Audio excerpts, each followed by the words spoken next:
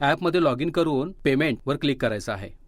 त्यानंतर खाली दिलेल्या एक्सपेन्सेस पेमेंट म्हणजे खर्च देयकमध्ये जाऊन अधिक या चिन्हावर क्लिक करायचं. यानंतर ज्या दिवशी व्यवहार केला ती तारीख टाकायची. पुढे आपल्या बँकेचे नाव टाकायचे.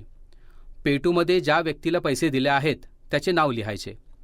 नरेशनमध्ये त्या पेमेंट खर्चाबद्दलची अधिक माहिती लिहायची, म्हणजे कशासाठी खर्च केला, कधी केला असं. चेकने पेमेंट केले तर चेक नंबर टाकायचा आणि जर कॅशने पेमेंट केले असेल तर चेक नंबर येणार नाही. मग पुढे नेक्स्ट या बटनावर क्लिक करायचं.